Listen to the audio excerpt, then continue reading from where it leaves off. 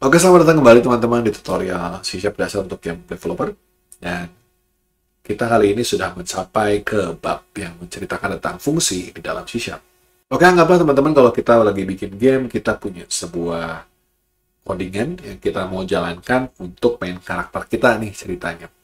Yaitu kita punya 4 baris kode, yaitu membesar 2 kali lipat, berputar 2 kali, mengecil, lalu menghilang, ceritanya begitu. Anggap aja misalkan dia itu sedang mati gitu ya, karakternya besar, dia berputar, mengecil, hilang. Ini codingan kita yang standar, kita punya 4 baris. Tapi anggaplah sekarang teman-teman, kalau misalkan si codingan kita itu mau kita lakukan hal yang sama, tapi bukan cuma main karakter, tapi buat item juga misalkan. Kita punya item kunci dan kita punya item berlian di sini. Anggaplah kita pengen punya codingan yang sama buat si pemain, buat si kunci, buat si berlian. Apa yang mesti kita lakukan? Simpelnya ya, kita kopas aja gitu ya. Kita punya codingan yang sama gitu ya. Kemudian kita pasang di masing-masing bendanya. Jadi nanti kalau kita main di Unity atau main di game engine lain gitu ya, kita bisa pasang script, kita bisa pasang kode, kita pasang kodenya di pemain, kita pasang kodenya di kunci, dan kita juga pasang kode yang mirip-mirip juga di dalam si berlian gitu ya. Kita copy paste codingannya. Membesar 2 kali lipat, berputar 2 kali, mengecil, hapus. Sama, besar 2 kali lipat, berputar 2 kali, mengecil, hapus. Ini codingan yang sama persis. Nah, tapi di sini terjadi permasalahan, teman-teman. Karena kalau misalkan kita mempunyai codingan yang kita kopas 3 kali, begitu ya. Jadi masalah kalau misalkan ternyata si codingannya mau saya ubah. Contohnya misalkan si pemain kita ini, saya pengen membesarnya bukan 2 kali, tapi 3 kali. Nah, kalau saya ubah si main karakter, kan harusnya berubah juga di si kunci dan si diamond gitu ya. Ini jadi masalah kenapa teman-teman? Masalahnya adalah berarti kan kita harus melakukan perubahan kode itu berulang-ulang ya. Kita kopas di pemain, kita ubahin pemain, kita kopas lagi ke kunci, kita ubah lagi di diamond gitu ya. Kemudian kalau misalkan, ya kalau cuma 3 gitu, kalau misalkan kita punya banyak, kodenya berulang di berbagai tempat, berarti kita harus copy paste di berbagai tempat. Dan codingannya jadi panjang, jadi nyebelin buat dibaca gitu ya. Dan kemungkinan errornya juga jadi lebih besar. Misalkan kita mungkin kelupaan untuk ngubah codingan yang di diamond misalkan. Atau misalkan kita ngubah pas lagi kopas, keslip sedikit jadi error gitu ya. Jadi kemungkinan errornya jadi semakin besar. Dan secara garis besar teman-teman, kalau kita pakai cara yang seperti ini, maintenance kodenya jadi susah. Kalau kita pengen nambahin fitur, kalau misalnya kita pengen ngubah animasi, misalkan kita pengen ngubah si codingannya gitu, itu jadi lebih susah jauh. Jadi solusinya apa? Solusinya ada di dalam bahasa pemrograman itu kita punya yang namanya fungsi atau prosedur. Nah, fungsi atau prosedur itu gunanya itu menggabungkan sejumlah kode yang kita sudah buat, ya, lebih dari satu kode ya, kita punya 1, 2, 3, 4, 5 kode gitu kan. Si kode itu bisa kita kayak semacam di zip gitu ya, di rar gitu ya, jadi satu buah nama. Dan kalau kita panggil nama itu, maka si kode yang kita punya itu akan jalan. Jadi anggaplah kita punya 4 kode gitu ya, kita gabungin jadi satu nama, misalkan namanya A gitu ya. Kalau kita panggil A, maka 4 kode itu akan jalan. Nah, itu si intinya gitu, intinya dari fungsi A. Fungsi itu apa ya, seperti itu. Jadi kode kita yang tadi, ya, misalkan membesar 2 kali, berputar 2 kali, mengecil dan hapus, itu kita jadiin satu, saya anggap ini jadi kotakin gitu ya. Kemudian saya kasih nama. Namanya di sini adalah menghilang. Itu codingan kita yang 4 baris itu jadi satu nama, itu menghilang. Maka sekarang, kalau kita sudah punya satu fungsi yang namanya menghilang, kita bisa panggil fungsi yang sama di 3 tempat. Kita panggil di dalam si pemain, kita panggil di dalam kunci, kita panggil di dalam diamond. Bagusnya apa? Bagusnya adalah kalau misalkan nanti kita ubah si fungsinya, misalkan si fungsi yang bisa 3 kali lipat, karena si fungsi ini digunakan di 3 tempat sekaligus, ya, kita ubah fungsinya, maka berubah di 3 tempat ini juga gitu ya. Jadi semua yang menggunakan fungsi itu, fungsi yang namanya menghilang gitu ya, semuanya otomatis berubah kalau kita ubah fungsi.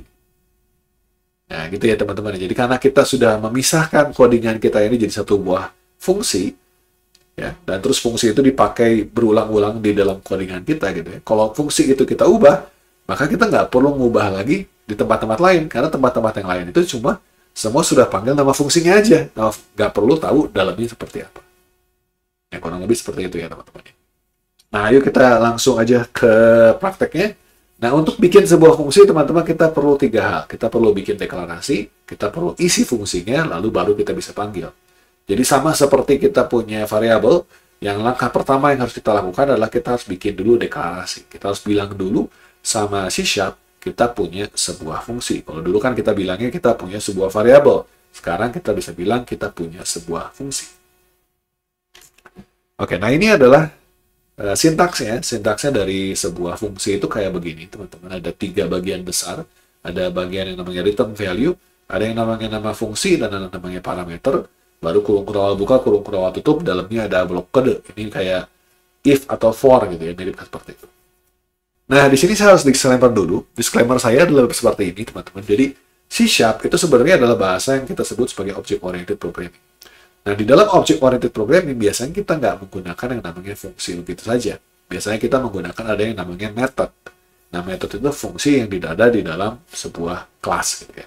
Nah, karena kita belum bahas dulu tentang yang namanya Object-Oriented Programming, makanya di sini yang saya bikin itu adalah fungsi yang versi sederhananya. Gitu ya. Bukannya versi yang Object-Oriented. Jadi kalau teman-teman mungkin cari di YouTube atau cari di Google atau di GPT gitu ya, fungsi di dalam C# mungkin tampilannya kayak beda gitu, karena mungkin tampilan yang dikasih oleh GPT dan lain-lain itu adalah tampilan yang sudah bentuknya object oriented. Tapi di sini yang saya mau tunjukin adalah yang versi non object oriented dulu. Mungkin nanti kalau kita udah ngomongin soal object oriented, saya baru ngomongin metode itu apa, bedanya apa dengan apa yang kita pelajari hari ini.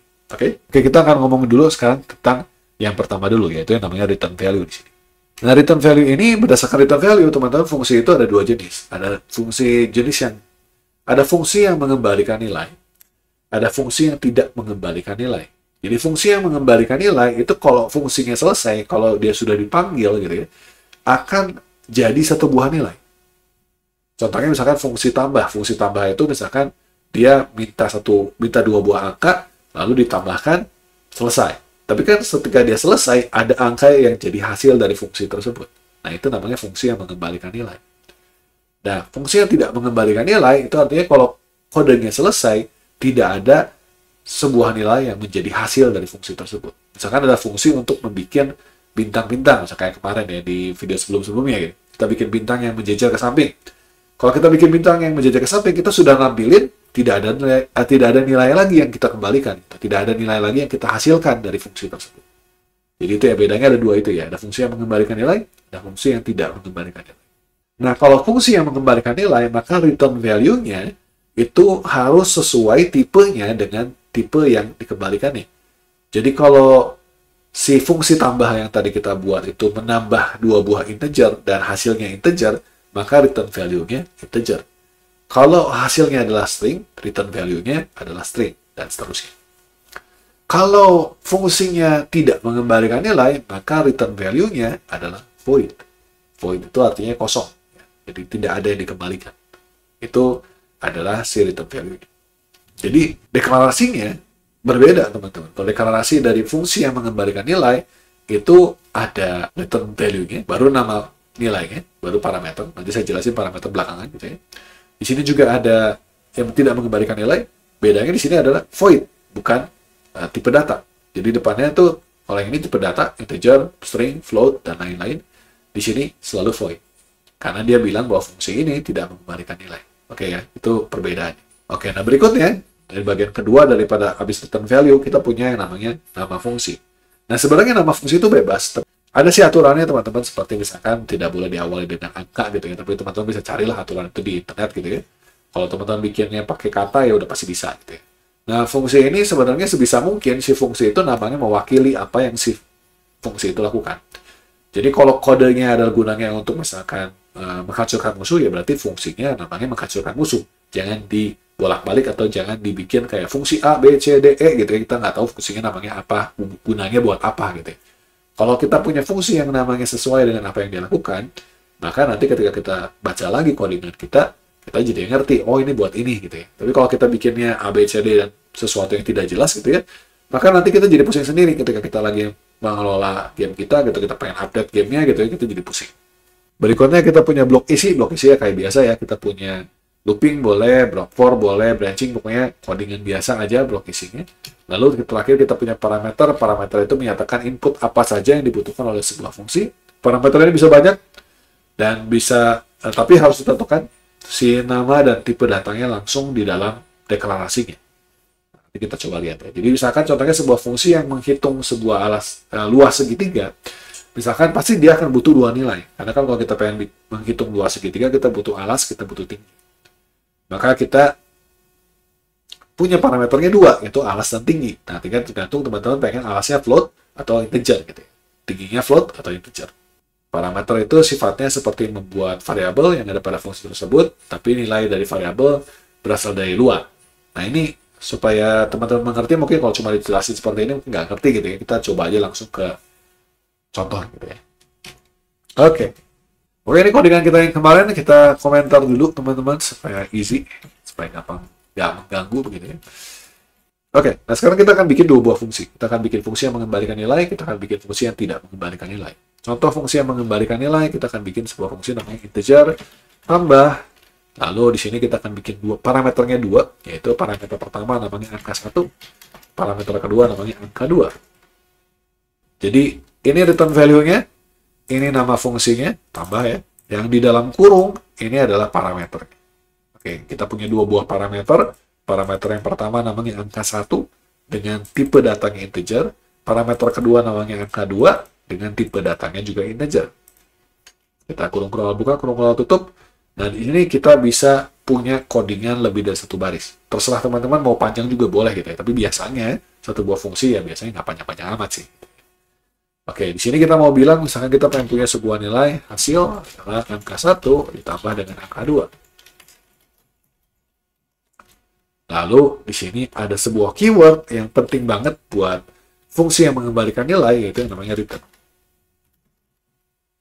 Jadi semua fungsi yang mengembalikan nilai itu wajib punya sebuah return statement, sebuah kalimat yang menyatakan yang dikembalikan oleh nilai si fungsi ini itu ini yang dikembalikan.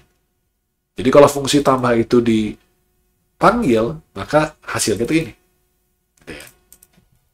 Ini contoh fungsi yang mengembalikan nilai. Nah, sekarang saya mau bikin deklarasi juga fungsi yang tidak mengembalikan nilai. Kita mulai dengan void.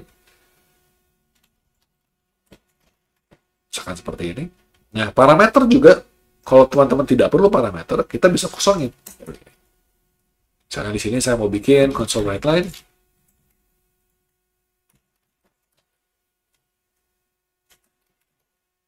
Nah, ini adalah fungsi yang namanya tambah, ini adalah fungsi yang namanya bikin garis. Oke. Nah, si fungsi bikin garis ini tidak mengembalikan nilai, teman-teman. Dia tidak punya return statement. Jadi tidak jadi nilai gitu ya, si bikin garis ini. Nah, sekarang kalau kita sudah punya deklarasi seperti ini, gimana cara kita panggilnya si fungsi ini? Oke ya, itu caranya. Sekarang kita coba dulu bikin yang pertama dulu. Untuk kita panggil si void bikin garis ini, cukup kita panggil namanya aja. Kita panggil namanya bikin garis. Lalu kita kurung kerawang, kurung tutup, titik koma. Karena di sini bikin garis ini tidak punya parameter, maka di kurung kerawang, kurung tutupnya pun tidak perlu ada isi apapun. Jadi kalau tidak ada parameternya, tidak perlu ada isinya. Kita panggil seperti ini, ya kita coba kita panggil dulu ya. Kita jalanin. Oke, keluarnya seperti ini ya. Jadi kita punya garis yang berupa 1, 2, 3, 4. Sesuai dengan codingan yang kita bikin di sini. Jadi karena di sini teman-teman bikinnya langsung seperti ini, satu nama bikin garis ini aja langsung menjalankan 4 buah baris coding. Kalau saya bikin dia kopas seperti ini, keluarnya kayak gimana ya kira-kira teman-teman ya? Keluarnya kayak begini. Nah, jadi banyak keluarnya gitu ya. Jadi ini, kalau teman-teman lihat, ini jauh lebih sederhana dibanding kalau kita punya seperti ini. Atau misalkan kalau kita pengen bikin yang ininya berubah gitu ya, kalau kita pengen bikin dia rumit, kayak misalkan yang kemarin ya teman-teman ya, kita punya for gitu ya, for, kita punya for 10 kali gitu ya, kemudian kita plus, kemudian kita for lagi, ini lebih dari 10, plus juga gitu ya.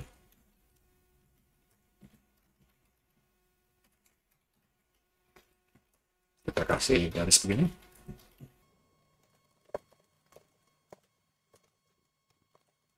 Kemudian kita panggil, bikin garis. Panggil 2 kali gitu ya. Maka kita bisa lihat, kita punya hasil kayak begini. Nah, Ini akan jauh lebih gampang dibaca, bikin garis 2 biji begini, dibanding kalau teman-teman punya codingan kayak begini. Ya kan? Dibanding kita punya codingan yang seperti ini, yang 2 biji for begini, ini kan jadi susah untuk dibaca gitu ya. Tapi kalau kita bacanya sebagai bikin garis, ini jauh lebih mudah untuk dibaca. Gitu ya. Jadi salah satu keuntungan daripada penggunaan fungsi adalah bikin supaya codingan kita ini jadi gampang buat dibaca. Oke ya, ini adalah fungsi yang tidak mengembalikan nilai dan kebetulan tidak punya parameter.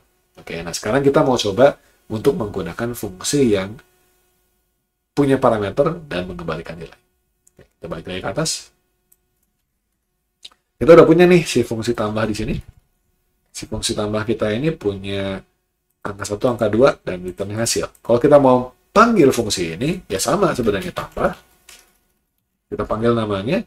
Tapi sekarang di kurung kerawal, buka kurung kerawal tutup ini, kita punya ada 2 angka yang harus dimasukin. Angka 1 dan angka 2.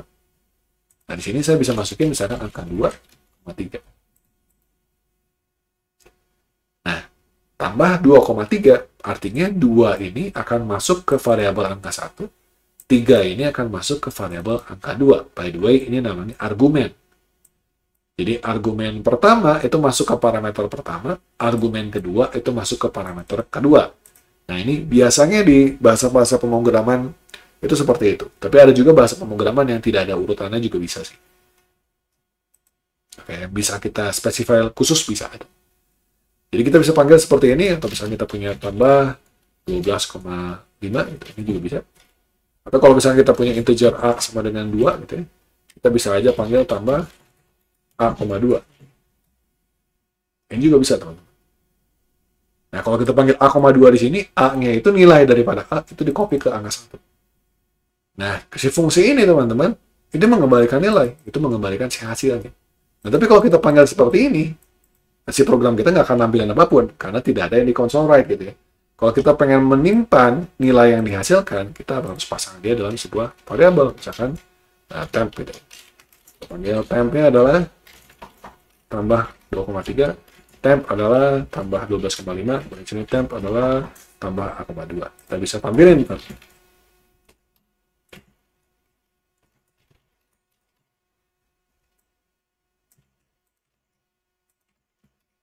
Kalau kita tampilin 2,35 ya, 12 tambah 5, 17, A tambah 2, 4. Kita cobain ya, mana nggak ya? 5, 17, dan 4. Ya. Nah, itu caranya kita memanggil sebuah fungsi menggunakan si parameternya dan juga pakai return value. Oke, aku rasa cukup dulu teman-teman untuk pengenalan tentang fungsi ini. Tapi saya akan jelaskan lebih lanjut lagi teman-teman tentang fungsi ini di video berikutnya supaya teman-teman juga lebih memahami dalamnya cara kerjanya fungsi seperti apa. Ini baru pengenalan doang. Semoga bermanfaat buat teman-teman sekalian. Kalau ada yang mau ditanyakan silahkan aja langsung di kolom komentar. Dan kita ketemu lagi di video berikutnya. Terima kasih banyak atas perhatiannya.